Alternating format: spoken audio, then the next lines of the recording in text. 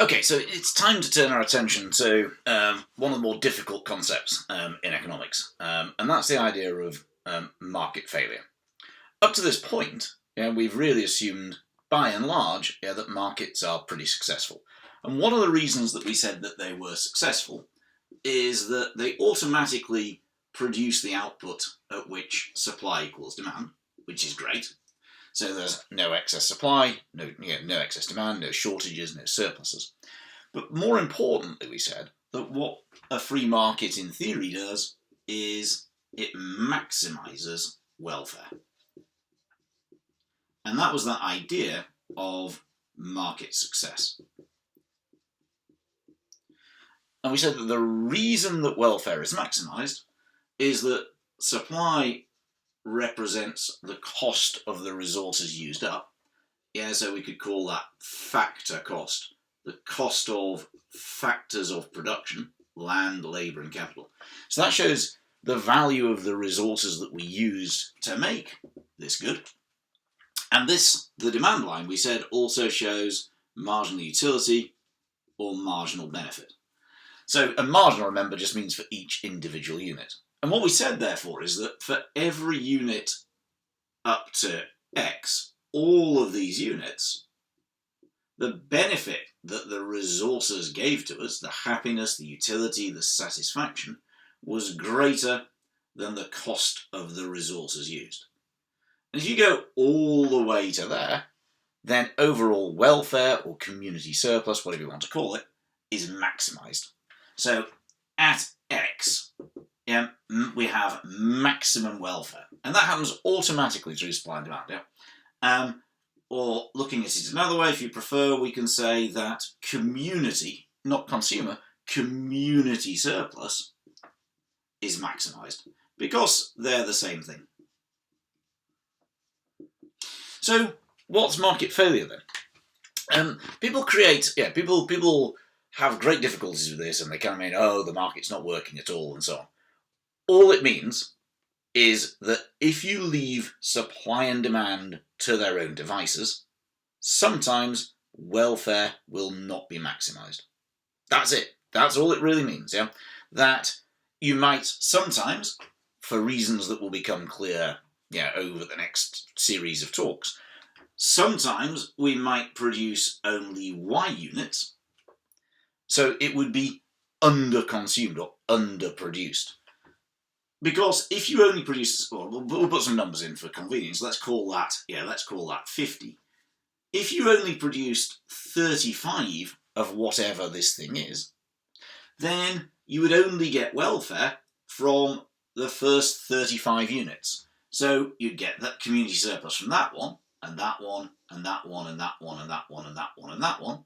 But none of the ones, we're not producing these units between 35 and 50.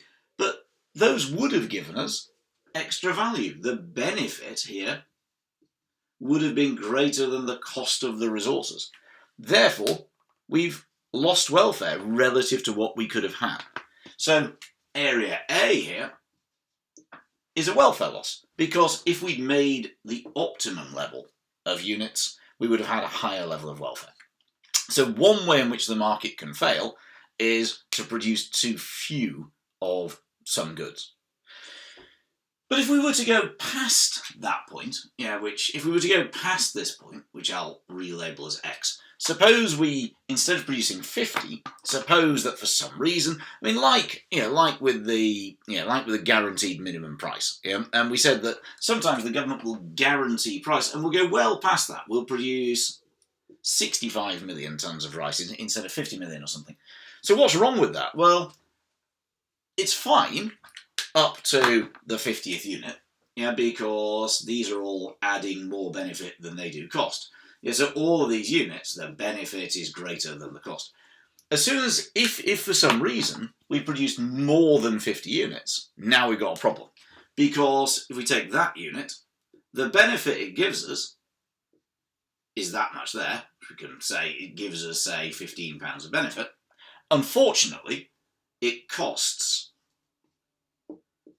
£28 of scarce resources. So actually, we've used resources that cost us were worth £28. to produce something that consumers value at only 15. Therefore, if we're at 65 units, there's also a welfare loss. We've got all of the good units, but we've also started producing some of the bad ones. So we can also say that area A- would be a welfare loss. So all market failure really means is that we've failed for some reason, or supply and demand have taken us to the point where instead of being at the level of output that maximizes welfare overall, we've got either too many of some things or too few of others. I'll write that up as a definition, but that's what we're going to examine over the course of the next few, in terms of how you're watching this, over the next few videos of mine or the next couple of weeks of teaching. That's what we're going to examine, is why markets fail sometimes and what can be done about it. So market failure then, and it's always helpful, if ever you're answering a question on market failure, it's always helpful to refer back to this definition.